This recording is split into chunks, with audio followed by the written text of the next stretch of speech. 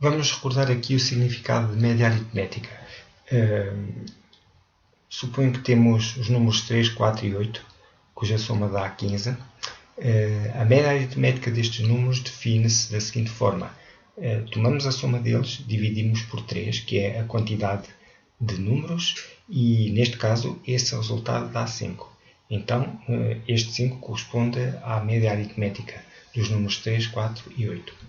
Se marcarmos na reta real os três números, 3, 4 e 8, e colocarmos cá também a média aritmética, o significado dela é o seguinte: a distância ou a soma das distâncias dos números menores do que a média à própria média, que neste caso dá a distância de 4 a 5, que é 1, mais a distância de 3 a 5, que é 2, dá 2 mais 1, que é 3, que é exatamente igual à distância dos números que estão à soma das distâncias, dos números que são maiores do que a média, relativamente à própria média.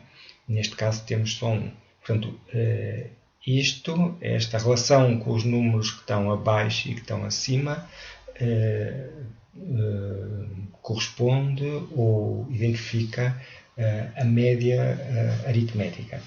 Se agora passarmos para esta figura que aqui está, repare que aqui temos um retângulo de altura 8 e largura 1, outro retângulo de altura 4 e largura 1 e outro retângulo de altura 3 e largura 1. As alturas são estas aqui. Se agora somarmos as áreas, que é o produto das alturas pelos números para cada retângulo, e que estão expressas aqui, e dividimos por 3, obtemos 5. E isso significa o seguinte. Significa que se tivermos os retângulos da altura 8, 4 e 3, se considerássemos 3 retângulos de altura 5, a soma das áreas deles, os 3, seria 5 vezes 3, 15, é exatamente igual à soma das áreas dos 3 retângulos desenhados com cor verde e com altura 8, 4 e 3. Significa então que nós podemos dizer que este valor 5 representa o valor médio das alturas, de modo a que obtenhamos retângulos com altura igual e cuja soma de áreas seja a mesma que a soma das áreas dos 3 retângulos dados. Este resultado continua a ser o mesmo se os retângulos mantiverem as alturas, ainda que as larguras das bases mudem. Por exemplo, aqui temos as larguras, em vez de serem de uma unidade, são só de 0,5, como podes aqui ver. O 4 são 8 meios, mais 3 meios, a soma das medidas destes 3 lados dá 11 meios. Se calcularmos, fizermos esta operação, calcularmos o valor médio, isto dá-nos novamente 5. Significa que se eu colocar aqui 3 retângulos com altura 5, eles definem a mesma área. E repara que o teorema de valor intermédio diz é isso mesmo. Dividindo a integral que corresponde à área debaixo desta curva pelo comprimento deste segmento, nós obtemos um valor f de c,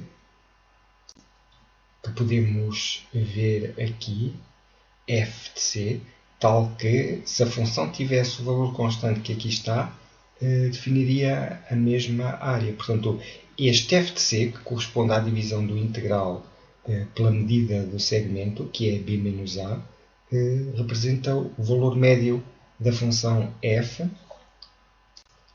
tal como este quociente da soma das áreas pela medida deste segmento representa o valor médio da altura destes retângulos.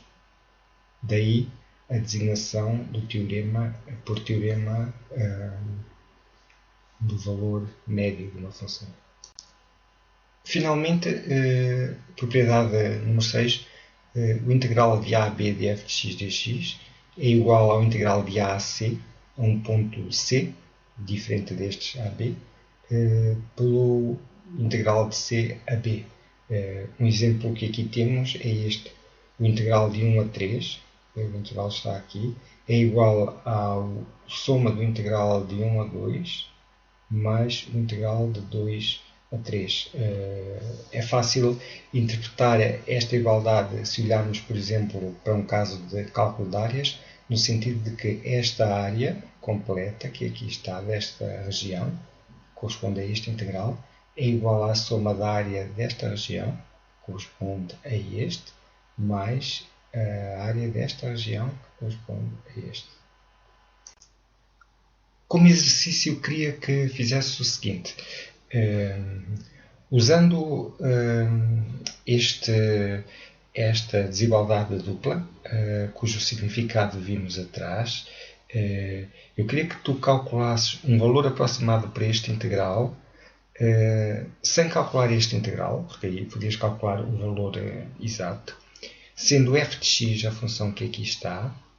Queria que calculasses este valor e este valor aqui, em que o m é o valor mínimo que a função f de x tem no intervalo 1, 2, e este m maiúsculo é o valor máximo que a função tem nesse mesmo intervalo.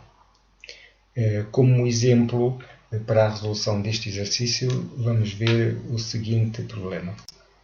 Então, considera o problema seguinte. Quero calcular para este integral este limite inferior e este limite superior, e para isso eu tenho que calcular os valores m pequeno e m maiúsculo. Quem é que eles são? São os valores mínimo e máximo desta função no intervalo 0, 1. Como é que eu calculo mínimos e máximos? Vou derivar a função integranda. A derivada da função está calculada aqui. Ela dá esta expressão. Pondo em evidência o x, a expressão é esta. Agora vamos calcular os pontos críticos da função. Os pontos críticos são os pontos que fazem com que a derivada seja nula. Como podes ver, ela é nula se x é 0 e é nula se este termo for 0. Este termo é 0 se o x for menos 2 terços. Ora, como a derivada, como vimos há pouco, é uma parábola com a concavidade voltada para cima, isso significa que o sinal que a derivada tem é positivo fora do intervalo definido pelos zeros e negativo dentro dele. Significa que a função cresce até este ponto, decresce para aqui e cresce. Portanto, ela é crescente neste intervalo. Se a função cresce no intervalo 0, 1, ela atinge o valor mínimo aqui e atinge o valor máximo aqui, no que diz respeito ao intervalo, porque ela cresce neste intervalo. O valor mínimo da função, este m, é igual ao valor da função quando substituímos o x por 0, que dá 1, e o valor máximo da função, este aqui, é igual ao valor que obtemos quando substituímos aqui x por menos 2 terços, dá 31,27, que é um valor maior do que 1. Concluímos então que o nosso integral está entre o valor mínimo vezes a largura do intervalo, que é 1, portanto 1 vezes 1, e o valor máximo, 31,27, vezes a largura do intervalo, que é 1. Podes confirmar que é verdade isto calculando o integral.